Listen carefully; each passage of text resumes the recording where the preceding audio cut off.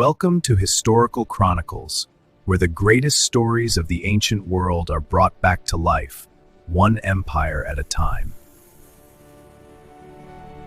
In the heart of South India, where the Tungabhadra river sang its eternal song, rose an empire unlike any the world had ever seen, the mighty Vijayanagara. This empire stood as the last great bastion of Hindu civilization in the Deccan, a fortress of culture, power, and glory, and its greatest son was about to be born.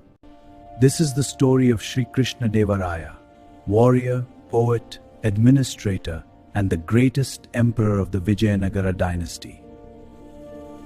Around the year 1471, in the royal palace of Vijayanagara, a child was born to King Narasimha of the Tuluva dynasty, a child the stars declared extraordinary. The child was named Krishnadeva, beloved of Lord Krishna. The royal priest proclaimed that this boy would carry the weight of an empire on his shoulders and bring it to its greatest glory. His royal tutor, the wise Timarusu, recognized the boy's genius early. Under Timarusu's guidance, Krishnadeva didn't just learn, he absorbed, he questioned, he debated, he dreamed. From childhood, Krishnadeva was no ordinary prince.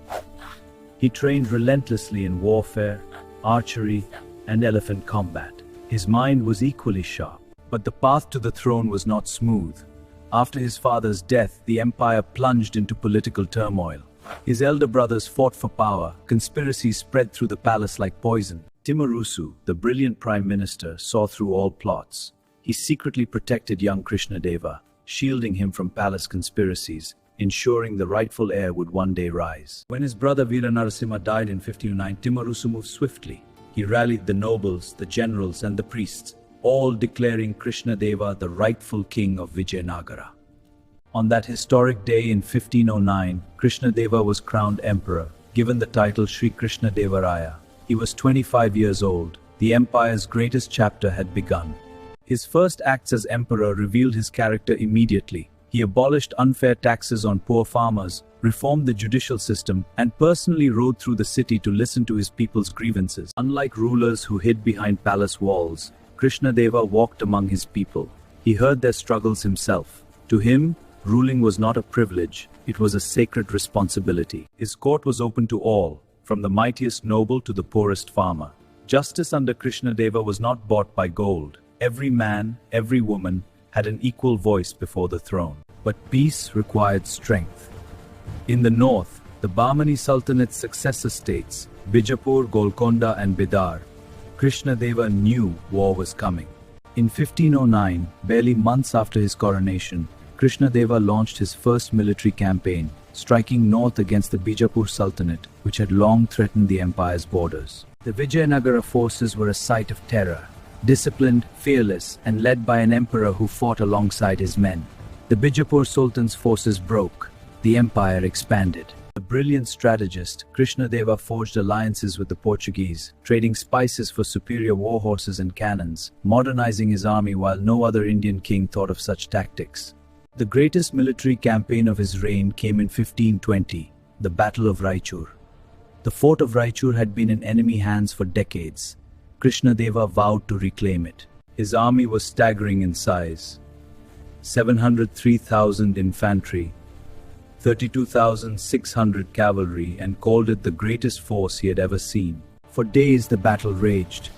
The Bijapur Sultan Ismail Adil Shah fought bravely, but Krishnadeva's forces were a tide that could not be stopped. Cannon fire cracked the ancient walls. When his troops wavered at a crucial moment, Krishnadeva himself rode into the heart of the battle. He did not command from safety. He led from the front. Raichur fell to Vijayanagara. After 30 long years of enemy occupation, the fort was home again. The entire empire erupted in celebration. The Lion of the South had roared. Even in victory, Krishnadeva was magnanimous. He released prisoners, respected enemy dead, and allowed the Sultan's voice to return home with honor, showing the world that true strength needs no cruelty. Fresh from Raichur, Krishnadeva turned north again. The kingdom of Bidar had conspired against him.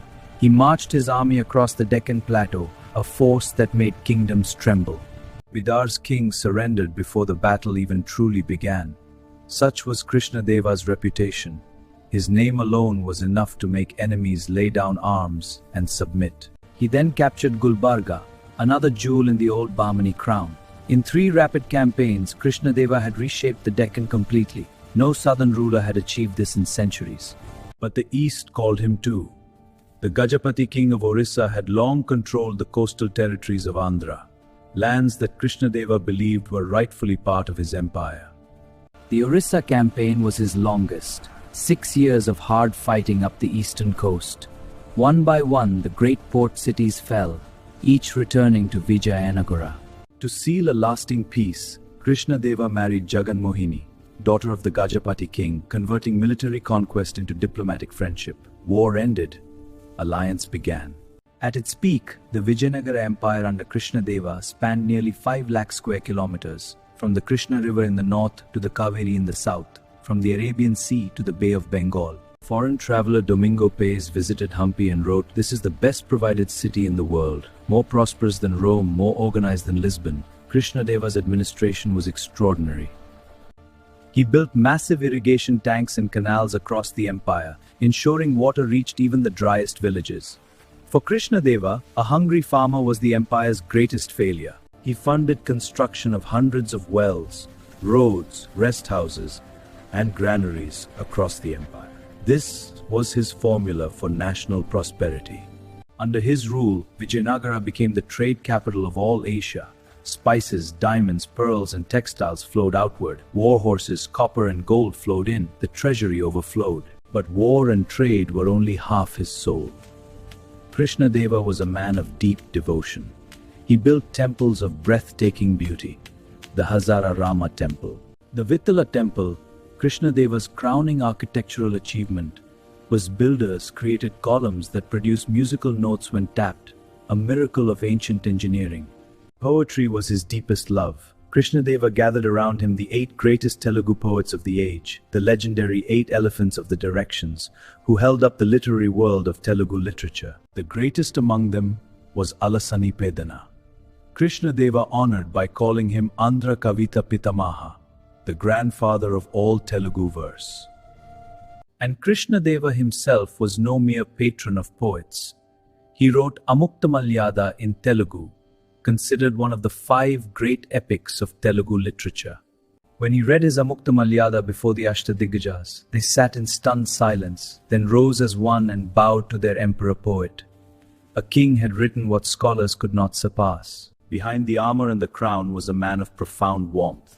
Krishnadeva was a devoted father. His greatest personal joy and his greatest personal sorrow was his son, Prince Tirumala. Tragedy struck at the height of his power. His beloved son Tirumala died young, a loss that broke the emperor's heart. He was human above all. He turned his grief into temples across the empire in his son's name. He wrote his Amukta during this very period, grief becoming immortal poetry. Every year, Krishnadeva presided over the magnificent Mahanavami festival. Portuguese traveler Fernão Nunes wrote that no king in the world held such a festival. He built an entirely new city township called Nagalapura, named after his mother, complete with a new market, irrigation system, and residences. He respected all knowledge.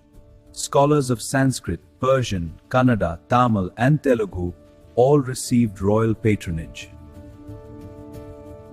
For decades, Timmarusu had been the quiet power behind the throne. He had shaped the emperor since childhood, and the empire bore both their fingerprints in every stone and scroll. As years passed, Krishnadeva watched his greatest mentor age and weaken. The bond between emperor and minister was beyond politics. It was the love between a father and son. In his later years, shadows grew in the palace. Princes and nobles conspired against Timmarus, feeding lies to the aging emperor. It is one of history's great tragedies of what came next.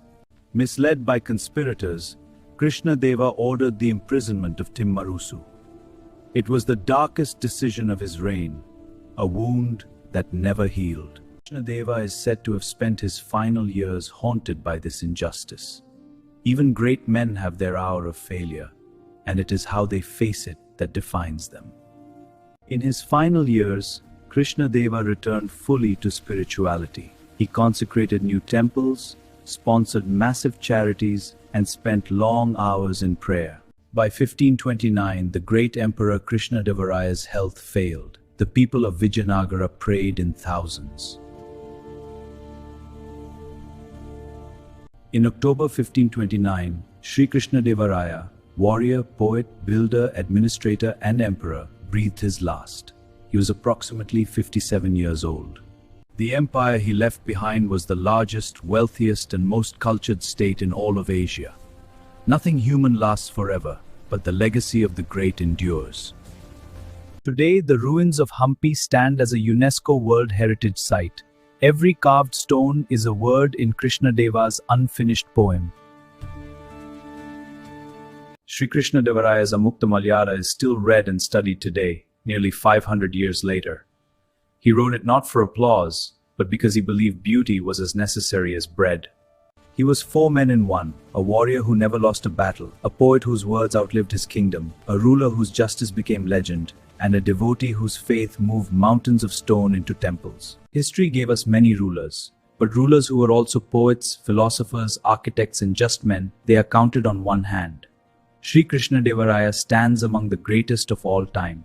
The Tungabhadra still flows, the stones still stand, the poems are still read, and somewhere in the warm southern wind that moves through those ancient pillars, you can still hear the emperor's voice. Sri Krishnadevaraya, son of Vijayanagara, father of Telugu literature, lion of the Deccan, he did not just live history, he was history. Thank you for watching Historical Chronicles. If this story inspired you, support the journey of history. Like the video, share it with others, and subscribe to this channel.